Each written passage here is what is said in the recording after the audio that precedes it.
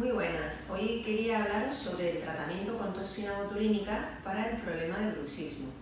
La verdad es que tenía muchísimas ganas de hacer este vídeo porque yo pensaba que todo el mundo o una gran parte de la gente conocía este tratamiento y a pesar de que he ido publicando algunas cositas, me he dado cuenta que hay mucha gente que desconoce este tratamiento con el buen resultado que tiene. El bruxista, como todos sabéis, es la persona que aprieta mucho la mandíbula, sobre todo de noche, aunque lo hay también que durante el día lo hacen.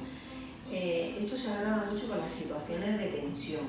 Ahora, con la época que estamos viviendo, es muy normal que haya muchas personas que antes no lo eran y que ahora estén apretando mucho la mordida.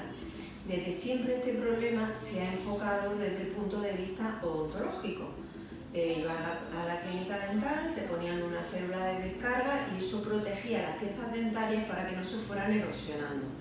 Lo que pasa es que estas férulas realmente no consiguen relajar la musculatura y el paciente pues continuaba con esa sensación de tensión en la zona, dolor en la articulación temporomandibular, contracturas cervicales y cefaleas crónicas que no sabían cómo tratar. Bueno, pues todo eso tiene una muy fácil solución cuando se trata con botox.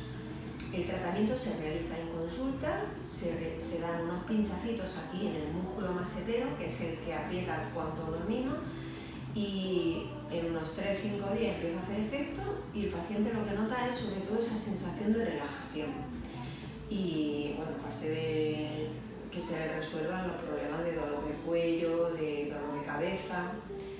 El tratamiento tiene una duración en torno a 4 o 6 meses, aunque las personas que aprietan con más fuerte es aconsejable que al principio lo hagan cada 4 meses.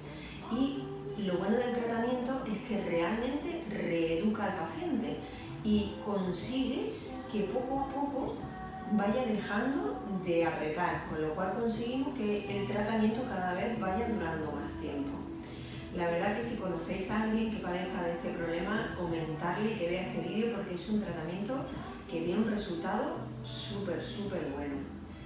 Así que nada, espero haberos aclarado algunas cosas y quien no conociera el tratamiento, pues ayudarle un poquito.